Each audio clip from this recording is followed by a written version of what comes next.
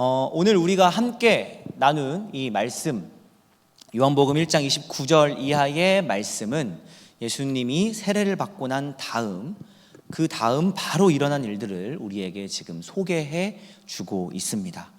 요한복음 1장을 빠르게 읽어보면 이 요한이 일기장을 급하게 써서 이렇게 읽어주는 것 같은 느낌이 듭니다. 1장 29절에 보면 이튿날, 그리고 35절에 보면 또 이튿날, 또 43절에 보면 또 이튿날, 이렇게 말이 반복되고 있습니다. 이 세례를 받고 3일 동안 일어난 일들을 지금 소개해 주고 있는데, 전체 내용은 예수님이 세례 받고 난 그 이후에 여러 제자들을 만나시는 이야기가 기록되어 있습니다. 우리 요한복음 1장 29절 말씀부터 함께 같이 묵상해 보도록 하겠습니다. 그 유명한 세례 요한이 황량한 이 광야를 가로지르는 요단강가에 지금 서 있습니다. 거기서 요한은 몰려드는 사람들에게 세례를 주고 있는데, 멀리서 한 사람이 지금 걸어오고 있습니다. 이제 곧 세례를 받게 될 예수님이죠. 그는 요한의 사촌, 엄연히 따지면 동생이죠. 요한이 6개월 먼저 빨리 태어났으니까.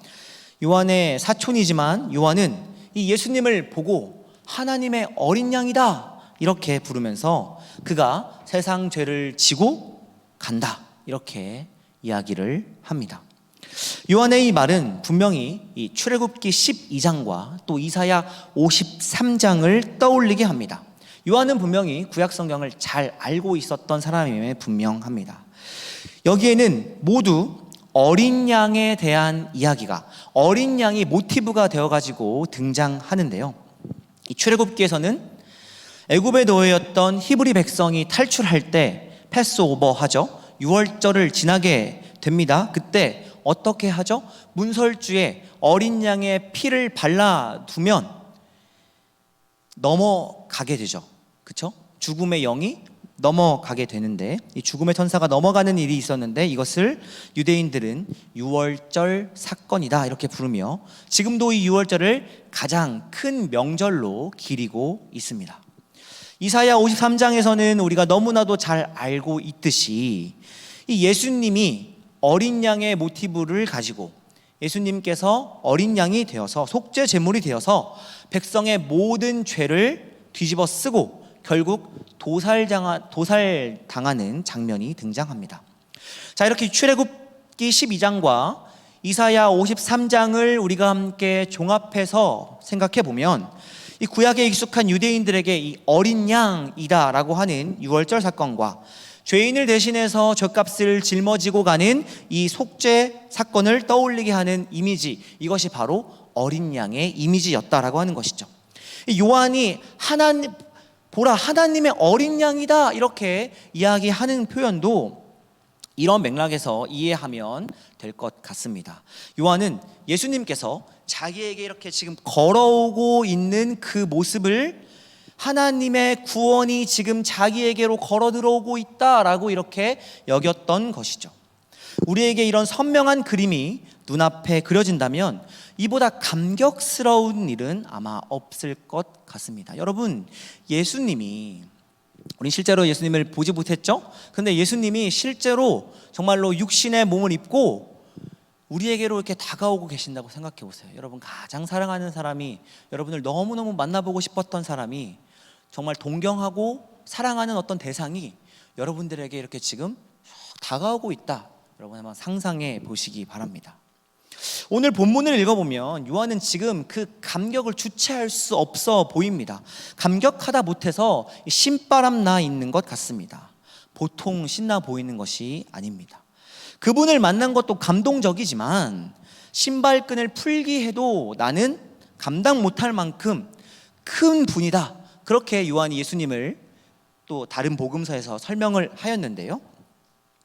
그런 분을 자기 손으로 세례를 준다 이렇게 하니까 그 사실에 어쩔 줄 몰라 하는 것 같습니다. 게다가 물로 세례를 베풀 때에 어떤 일이 일어나죠? 하늘에서 성령이 비둘기같이 내려와서 그분 위에 머무는 것을 목격하게 되죠. 요한의 기쁨은 아마 말로 다 표현할 수 없었을 것 같습니다. 이것이 요한이 예수님에게 세례를 베풀었던 첫째 날 이야기입니다. 그리고 나서 오늘의 복음서는 곧바로 다음 날로 이동합니다. 35절부터 시작되는데요, 이 35절 이하의 말씀을 보면 아직 요한은 그 예수님을 만나고 또 예수님께 세례를 베풀었던 그 감동을 계속해서 마음속에 품고 있는 것 같아 보입니다. 지금 그는 제자 두 사람과 함께 있고 저 멀리에서 어제 자기에게 세례를 받았던 예수님이 이렇게 걸어가고 계시는 모습을 이 두 제자와 함께 보게 됩니다. 그런 다음에 36절로 바로 넘어가게 되는데, 여러분 36절의 말씀을 우리가 요한의 어떤 그 신나는 그 감정, 어떻게 말로 표현할 수 없는 벅찬 그 감정을 한번 우리가 생각하면서 36절의 말씀을 같이 읽어보겠습니다. 시작. 예수께서 건의심을 보고 말하되 보라 하나님의 어린 양이로다. 아멘. 여러분 어떻게 읽혀지시나요? 굉장히 근엄한 목소리로 보라 하나님의 어린 양이로다, 이렇게 지금 제자들에게 이렇게 이야기하고 있는 것처럼 읽히시나요? 요단강에서 보인 요한의 모습은 매우 불같고 카리스마 넘치는 예언자와 같은 그런 모습이었습니다. 그런데 갑자기 이 구절에서 한없이 어린아이가 되어 있는 요한의 모습을 우리가 함께 발견하게 됩니다. 그런 요한의 목소리가 여러분들 귓가에 들리시지 않습니까? 보라 하나님의 어린 양이다, 이렇게 말씀하는데 한글 성경은 이렇게 딱딱하게 번역되어 있지만 아마 지금 함께하고 있는 이 두 제자와 같이 있는 이 요한의 목소리는 굉장히 격앙되고, 봐봐 하나님의 어린 양이야, 내가 어제 세례를 베풀었던 그 하나님의 어린 양이 지금 우리 앞을 지나가고 있어, 너희들 어서 빨리 봐봐, 놓치지 말고 빨리 봐봐 하는 그런 목소리가 아니었을까 생각해 봅니다. 요한복음은 요한의 목소리를 이렇게 짧게 소개하지만 아마 요한은 두 제자 앞에서 체면이고 뭐고 상관없이 다 내려놓고 휘둥그레진 눈으로 저 사람이 얼마나 대단한 분인지, 그리고 얼마나 대단한 분을 내 손으로 세례를 주었는지 이렇게 자랑을 늘어놓지 않았을까 생각해 봅니다. 그러니 37절에 두 제자가 이런 요한의 수다를 듣고 내심 자기들도 호기심이 생겨서 그 예수님을 이제 따라가기 시작합니다. 요한편에서 보면 어떻게 보면 조금 기분이 나쁜 일일 수도 있겠다 생각을 해 봅니다. 왜냐하면 원래 자기 제자였잖아요. 그런데 자기 제자가 갑자기 자기를 버리고 예수님을 따라가고 있는 모양이 지금 펼쳐지고 있기 때문에. 그런데 가만히 생각해 보면 요한이 자기 제자들에게 가르친 내용, 그것은 무엇이었을까요? 예수님이었죠. 그리고 제자들이 가르친 그대로 예수를 보고 그를 따랐다라고 하는 것은 참 잘 배운 일이고 참 잘한 일이지 않을까 생각해 봅니다. 가르친 사람으로서 학생이 잘 받아들이고 잘 습득하고 그것을 자기 삶 속에서 행동으로 그대로 실천하는 일이니 어떻게 보면 감사해야 할 일인지도 모르겠습니다. 자, 이제 여러분 우리가 38절로 넘어가 보겠습니다. 요한의 제자 두 사람이 예수님을 쫓아갑니다. 그러자 이걸 알아챈 예수님이 이렇게 묻습니다. 무엇을 구하느냐? 다른 말로 표현하면 이 무엇을 구하느냐라고 하는 표현은 이렇게 표현해 볼 수 있을 것 같습니다. 너희는 무엇을 찾아 나를 쫓아오고 있느냐? 매우 특이한 점은 요한복음에 나오는 예수님의 첫 번째 목소리가 바로 이 목소리였다는 거죠. 무엇을 구하느냐? 이 구절은 예나 지금이나 예수를 찾아온 사람 누구에게나 매우 중요한 질문입니다. 요한복음 전체를 읽을 때 사람들이 예수님을 만나 구하는 것이 무엇인지 살피며 읽는 것도 어떻게 보면 요한복음을 우리가 같이 이해하는데 굉장히 좋은 독서법 가운데 하나입니다. 실제로 요한복음은 사람들이 예수님을 찾는 다양한 이유를 찾아보라고 의도하는 것처럼 보이기도 합니다. 요한복음 6장에 보면 군중들이 떡을 먹으려고 예수님을 찾습니다. 요한복음 6장 26절 말씀 한번 띄워주시겠습니까? 요한복음 6장 26절 같이 한번 읽어보겠습니다. 시작. 예수께서 대답하여 이르시되 내가 진실로 진실로 너희에게 이르노니 너희가 나를 찾는 것은 표적을 본 까닭이 아니요 떡을 먹고 배부른 까닭이로다. 아멘. 그리고 5장과 또 7장 말씀에 보면 종교 지도자들이 예수를 죽이려고 찾고 있는 모습이 등장합니다. 5장 18절 한번 읽어보겠습니다. 시작. 유대인들이 이로 말미암아 더욱 예수를 죽이고자 하니 이는 안식일을 범할 뿐만 아니라 하나님을 자기의 친아버지라 하여 자기를 하나님과 동등으로 삼으심이러라. 아멘. 7장 1절 말씀도 같이 읽겠습니다. 시작. 그 후에 예수께서 갈릴리에서 다니시고 유대에서 다니려 아니하심은 유대인들이 죽이려 함이러라. 아멘. 여러분, 한쪽은 지금 6장에서는 생명을 얻으려고 예수를 찾고 5장과 7장에서는 생명을 빼앗기 위해서 예수를 찾는, 어쨌든 지금 계속해서 예수를 찾는 모습, 예수께 나아오고 있는 모습이 등장하고 있습니다. 그런데 여러분, 오늘 말씀에서 만나는 요한의 두 제자는 다른 이유로 지금 예수님을 찾고 있는 것처럼 보입니다. 38절 말씀 한번 띄워주겠습니까? 1장 38절 말씀에 하반절에 보면 이렇게 요한의 제자들이 말씀하고 있습니다. 랍비여 어디에 계시오니까. 랍비는 무슨 뜻입니까? 선생님이라는 의미죠. 선생님 어디에 계십니까? 이렇게 지금 이야기하고 있는 것이죠. 지금이야 선생과 학생의 관계가 매우 좀 느슨해지기도 하였지만 예수님 당시에 사제가는 어떤 관계였냐면 동고동락하면서 삶을 공유하는 생활을 하는 그런 공동체가 바로 사제 관계였습니다. 선생님이 가는 곳에는 어디든지 항상 제자가 쫓아 따라갔었고, 선생님이 눕는 곳에 제자도 함께 옆에서 누웠고, 기쁨과 슬픔 이런 감정마저도 함께 어떻게든지 공유하려고 애쓰며 노력했던 것이 그때 당시의 고전적인 이 스승과 사제와의 관계였습니다. 이렇게 삶을 나눠야지만 스승에게서 어떤 그 자연스러운 그 참된 가르침을 얻을 수 있다고 여겼던 것이죠. 동서양을 막론하고 이런 사제 관계는 일반적이었다라고 할 수 있습니다. 동양에서도 역시나 마찬가지고 우리나라 역사를 봐도 중국의 역사를 봐도 마찬가지입니다. 그러니 요한복음에서 너희가 무엇을 원하느냐, 무엇 때문에 지금 나를 찾아왔느냐라고 하는 물음에 선생님 어디 계십니까? 라고 물었다는 건 단순히 지금 선생님 그럼 어디 사세요? 숙소가 어디세요? 어디서 머물고 계세요? 오늘은 어디서 주무실 예정입니까? 라고 물어보는 게 아니라는 것이죠.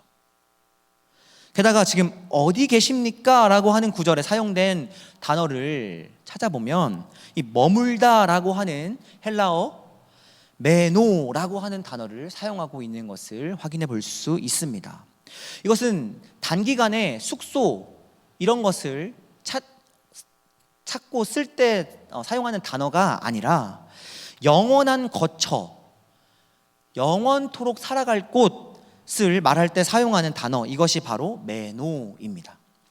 그러니 어디에 계십니까? 라고 하는 이 제자들의 물음은 예수님의 영원한 집은 어디입니까? 그 영원한 집에는 어떻게 하면 내가 들어갈 수 있겠습니까? 거기가 도대체 어디입니까? 제가 당신과 그곳에 함께 동행하고 싶습니다. 제가 그곳이 어디든지 간에 당신을 끝까지 따라가고 싶습니다. 당신과 영원히 머물며 그곳에 동행하고 싶습니다 라고 하는 의미입니다. 자, 예수님과 두 제자의 대화를 오늘 우리에게도 그대로 적용해 볼 수 있습니다. 주님께서 오늘 예수를 찾아온 저와 여러분에게 묻고 계십니다. 무엇을 구하느냐? 왜 찾아왔느냐? 그때 우리는 어떤 답을 주님 앞에 내놓을 수 있을까요? 각자 진지하게 생각해 보아야 합니다. 그리고 예수님을 따라 나선 이들의 말을 깊이 여러분 새겨 볼 수 있기를 바랍니다. 주님, 우리는 당신과 영원히 동행하고 싶습니다. 당신은 어디에 계십니까? 여러분들도 예수님께서 왜 나를 찾아왔느냐, 무엇을 구하느냐 말씀하실 때 무엇이라고 대답하시겠습니까? 이제 여러분 39절 말씀으로 넘어옵니다. 질문에 예수님은 매우 담백하고 또 자신감 넘치게 말씀하십니다. 39절 말씀 같이 한번 읽어보겠습니다. 시작. 예수께서 이르시되 와서 보라. 그러므로 그들이 가서 계신 데를 보고 그날 함께 거하니 때가 10시쯤 되었더라. 아멘. 여러분, 예수님께서 지금 뭐라고 말씀하고 계십니까? 예수님 어디 계십니까? 라고 물어보는 이 질문에 예수님께서 와서 보라 이렇게 말씀하고 계십니다. 여러분, 말씀이 육신이 되어 있는 것을 보고 싶냐? 지금 예수님께서 물어보고 계시는 겁니다. 사랑이 무엇인지 알고 싶니? 하나님의 영광을 보고 싶니? 썩지 않을 영원한 빵, 목마르지 않는 생수를 마시고 싶니? 거듭나고 싶니? 길과 진리와 생명이 무엇인지 그것을 경험하고 싶니? 하나님을 알아가 보고 싶니? 그럼 와서 보라. 이게 주님의 대답이라는 것이죠. 여러분, 우리의 신앙생활은 이와 굉장히 맞닿아 있습니다. 우리가 주님을 사랑한다라고 이야기하고 주님 어디에 계십니까? 라고 우리는 얼마든지 고백은 할 수 있습니다. 얼마든지 주님, 내가 주님을 사랑합니다. 내가 영생을 맛보고 싶습니다. 내가 주님과 늘 항상 동행하고 싶습니다. 내가 주님과 항상 거하며 주님 가시는 그 모든 길 내가 함께 따르고 싶습니다 라고 하는 고백은 얼마든지 우린 다 할 수 있습니다. 그러나 여러분, 와서 보라 하시는 그 예수님의 말씀에 우리가 응답하기 위해서는 우리의 몸을 일으켜 세워야 합니다. 정말로 가서 봐야 합니다. 우리의 몸을 일으켜서 그곳에 가야 하고 우리의 눈을 들어 그것을 보아야 합니다. 신앙생활은 이런 것입니다.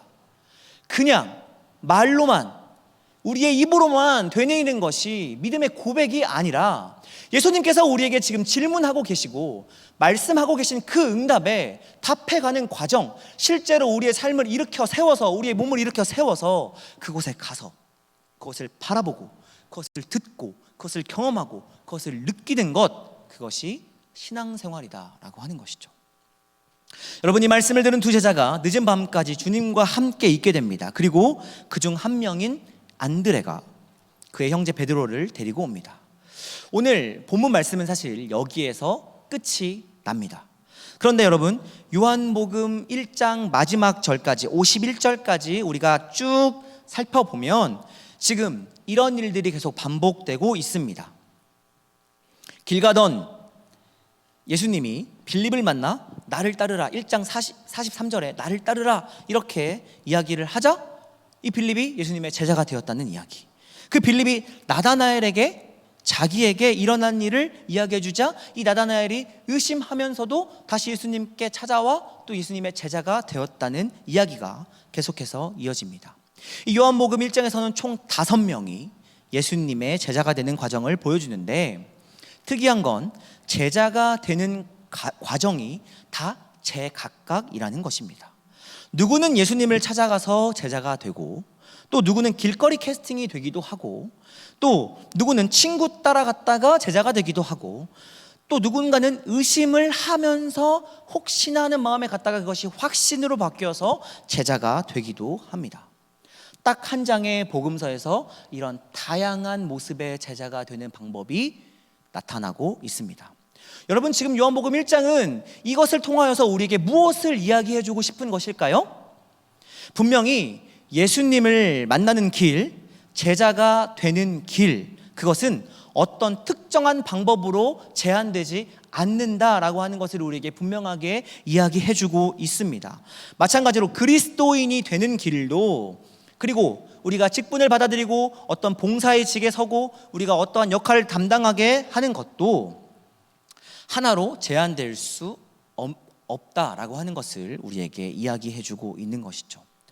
누군가는 자기의 손을 직접 들고 내가 한번 좋은 교회를 한번 찾아가 봐야겠다, 내가 한번 신앙생활 한번 해보고 싶다 하면서 자기 제발로 교회에 온 사람들도 있을 것이고, 또 누군가는 친구를 따라왔다가 내가 예수님의 제자가 되어야겠다 이렇게 다짐하는 사람도 있을 것이고, 또 어떤 사람들은 길거리에서 전도하는 사람들의 그 음성을 듣고 제자가 되는 사람들도 있을 것이고, 또 어떤 이는 교회에 냉소적이었다가 갑자기 어떤 계기를 통하여서 열정적으로 바뀌어서 예수님의 제자가 되기도 한다라고 하는 것이죠. 물론 또 그 반대가 될 수도 있고요. 오늘 본문 말씀이 우리에게 말하고자 하는 맥락은 누구든지 예수님의 제자가 될 수 있다라고 하는 것입니다. 다만 중요한 것은 요한복음에서 등장하고 있는 예수님의 이 첫 번째 목소리, 무엇이죠? 너는 나에게 무엇을 기대하고 구하느냐? 무엇을 구하느냐? 라고 하시는 이 주님의 음성, 그 질문에 우리는 답할 준비가 되어 있어야 한다라고 하는 것입니다. 만일 여러분, 우리가 주님의 질문에 귀를 기울이며 반응할 준비만 되어 있다고 한다면, 주님은 당신의 선하신 계획과 또 당신의 그 선하신 방법대로 우리를 인도해 주실 것입니다. 와서 보라 라고 말씀하여 주시는 이 주님의 말씀에 순종하고 그와 함께 동행하기로 결단하고 결심하고 그와 함께 살아갈 때, 살아낼 때 그곳에서 체험하는 일도 사람마다 다양할 것입니다. 어떤 이는 평안을, 어떤 이는 시련을 만나게 될 수도 있습니다. 어떤 이는 사랑과 위로의 음성을 듣고 마음이 녹아지는 일들이 있을 수도 있습니다. 그러나 또 어떤 이는 왜 이곳에 있어야 하는지 끝없이 고민하며 좌절하며 또 왔다 갔다를 반복하며 그렇게 신앙생활을 해나갈 수도 있을 것 같습니다. 여러분, 이렇듯이 예수 안에서의 삶은 무엇 하나로 규정할 수는 없습니다. 그러나 나에게 무엇을 구하느냐? 라고 이렇게 질문하고 계시는 그 주님의 질문에 우리는 각자 다양한 답을 가지고 있고 그 안에서 살아가는 신앙의 체험과 고백도 다양합니다. 사람마다 그 대답은 다를 것입니다. 자기가 처해져 있는 환경이 또 자기가 놓여져 있는 삶의 형편이 어떠냐에 따라서도 다 다를 겁니다. 시대에 따라서 또 문화에 따라서 그 대답은 다 다를 수 있습니다. 중요한 것은 무엇이냐면 우리가 가진 그 답에는 한계가 있다라고 하는 것을 분명하게 인정하고 그것마저도 주님께 맡기는 것입니다. 나에게 무엇을 구하느냐 물어보시는 그 주님의 질문 앞에 여러분 100% 완벽한 답을 낼 수 있습니까? 아마 제가 생각했을 때 천국 가도 잘 모르겠습니다. 그러니 신앙생활이라고 하는 것은 어쩌면 이 질문에 답해가는 과정일 수 있을 것이고 또 이 질문에 답하는 그 답은 완전하고 완벽하지 못할 것이라는 것이죠. 그러나 그 한계마저도 우리는 인정하고 있는 그대로 받아들이고 그것마저도 주님께 맡겨드려야 합니다. 요한은 우리의 그 한계에 다다른 질문마저도 짊어지고 가시는 그 주님을 바라보며 보라, 세상 죄를 지고 가는 어린 양이다 이렇게 이야기합니다. 바로 그 어린 양이 우리의 모든 한계와 우리의 불완전을 짊어지고 또 그것을 십자가에서 지워 버리실 것입니다. 그러니 사랑하는 여러분, 여러분들의 있는 모습 그대로를 주님 앞에 맡기실 수 있기를 바랍니다. 여러분의 어떠함과 상관없이 우리 주님은 여러분의 질문에 그리고 여러분의 답에 있는 모습 그대로 받아주시고 그것을 끌어안아 주실 것입니다. 그러니 여러분, 좋은 질문, 좋은 답, 완전한 질문, 완전한 답을 여러분 구하려 하지 마십시오. 매일매일 여러분 삶의 자리에서 드는 질문과 생각들 그리고 예수님의 그 질문에 답해가는 그 여러 가지 답들 있는 모습 그대로 주님 앞에 내어 드리십시오. 주님은 그것을 있는 그대로 끌어안아 주실 것입니다. 여러분, 끝으로 한 말씀만 더 드리고 말씀을 마치려고 합니다. 오늘 우리는 예수님을 만나 제자가 되는 사람들의 이야기를 나누었습니다. 그런데 잘 생각해 보면 부름 받는다는 것은 모두 이 초대받은 사람에 지나지 않는다라는 것을 우리가 명심해야 할 것 같습니다. 무슨 이야기인가요? 부름 받은 시점을 생각해 보면 여러분 안드레나 또 베드로나 완성된 상태가 아니다라고 하는 것이죠. 빌립이 아닙니다. 나다나엘이 우리가 알고 있는 그 나다나엘이 아니라는 것이죠. 다시 말하면 출발은 다 동일하다라고 하는 것입니다. 문제는 살아있다가 우리의 거룩한 삶을 살아내다가 마지막 하나님께서 부르시는 날, 우리가 어떤 모습으로 그 부르심에 하나님께서 부르실 때 어떤 모습으로 하나님 앞에 나아가게 될 거냐라고 하는 것이죠. 누군가는 스데반으로, 누군가는 바울로, 누군가는 가룟 유다로 판별될 것입니다. 그런데 여러분, 우리의 신앙생활을 종종 살펴보면 우리는 간혹 부름받은 첫사랑, 그것만 꺼내놓으면서 다른 사람의 신앙은 비교하고 하찮게 보는 부분들이 있습니다. 여러분, 제가 초등학교 3학년 때 처음으로 친구들을 저희 집에 초대해가지고 생일 파티를 한 적이 있습니다. 그때 당시에 40명이 조금 안 되는 친구들, 40명 정도 되는 그런 친구들이었는데요. 반 아이들을 다 초대했어요. 나 오늘 생일인데 우리 집에 놀러와, 같이 생일 파티 하자 했는데 다 온 거예요, 저희 집에. 그래가지고 앉을 자리가 없어서 막 신문지를 깔고 현관에 막 앉아서 같이 먹기도 하고 같이 놀기도 하고, 초등학교 3학년 때 정말 너무너무 재미있게 행복하게 생일을 보냈던 기억이 있습니다. 물론 그 이후에 부모님은 생일 파티를 더 이상 해주시지 않았어요. 너무 힘드셨던 것 같아요. 근데 여러분, 제가 매 생일을 보내면서, 매년 생일을 보내면서 계속 초등학교 3학년 생각만 하고 있는 거예요. 나 초등학교 3학년 때는 40명이나 와가지고 내 생일을 그렇게 축하해줬는데, 나 초등학교 3학년 때는 엄마가 나 치킨도 튀겨줬는데, 나 초등학교 3학년 때는 이모가 집에 와가지고 피자도 만들어줬는데, 나 초등학교 3학년 때는 애들이 선물 하나씩 다 가지고 와가지고 나 선물이 40개나 있었는데, 이걸 계속 지금 이 나이 먹도록 계속 그렇게 하고 있다라고 여러분 생각해 보십시오. 건강하게 보이십니까? 그런데 우리의 신앙생활은 여전히 그 부름받았던 첫사랑에만 머물러 있는 경우들이 많다라고 하는 것이죠. 부름받은 것만 보면 베드로가 가룟 유다보다 나은 게 뭐가 있을까요? 그런데 우리는 늘 언제나 우리가 얼마나 신비한 부르심을 받았는지, 얼마나 대단한 부르심을 받았는지 그거에만 매몰되어 있고 몰두되어 있는 경우들이 많다라고 하는 것입니다. 거기에 우리의 마음을 다 빼앗겨 버립니다. 신앙생활 하면서 자랑거리가 그것밖에 없다면 정말 불행한 것 아니겠습니까?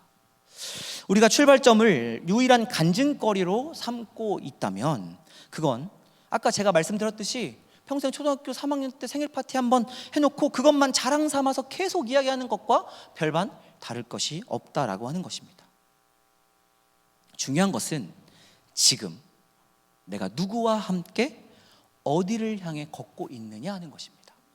지금 누구와 함께 어디를 향하여 걷고 있느냐.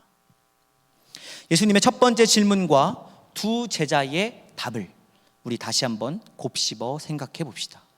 주님이 묻습니다. 나에게 무엇을 구하느냐? 이 질문은 과거의 출발에 관한 이야기가 아닙니다. 그리고 지금 이것은 미래에 관한 질문입니다. 제자들이 답합니다. 랍비여, 어디 계십니까? 선생님, 당신의 영원한 거처는 어디입니까? 제가 당신과 영원히 그곳에서 살아가고 싶습니다. 당신과 동행하며 그곳으로 향하여 가고 싶습니다 라고 지금 제자들이 대답하고 있는 것입니다. 제자들의 대답은 주님과 함께 살아갈 세상의 미래로 지금 향하고 있습니다. 사랑하는 청년 여러분, 저와 여러분은 예수님에게서, 그리고 그분의 몸인 교회에서 무엇을 구하고 있습니까? 여러분, 무엇을 구하며 이 자리에 나오셨는지요? 무엇을 구하며 예수를 주라 고백하고 계신지요? 사순절 세 번째 주일을 보내고 있습니다. 사순절은 예수 그리스도의 십자가의 은혜와 사랑을 우리가 다시 한번 기억하고 내가 얼마나 사랑받은 존재였는지, 이렇게 못난 나를 위하여서 우리 주님께서 어떻게 십자가에 달려 돌아가셨는지를 다시 한번 기억하며 그것을 묵상하는 절기입니다. 그러나 이 사순절만큼 예수님께서 이 땅에서 어떤 삶을 구체적으로 살아내셨는지를 또 살펴볼 수 있는 기회가 많지 않습니다. 여러분, 오늘 우리 주님께서는 우리에게 구체적으로 질문해 주고 계십니다. 구체적으로 우리 삶에도 찾아와 주셔서 지금 말씀해 주고 계십니다. 여러분, 무엇을 구하고 계십니까? 우리 이 질문에 답해 나가며 주님과 함께 지금 미래를 향하여 나아가는 귀하고 복된, 그래서 일상을 복되게 읽어나가는 주님의 참된 제자들 될 수 있기를 주님의 이름으로 간절히 축원합니다. 시간 우리 함께 같이 찬양하고 또 기도의 자리로 나아가겠습니다.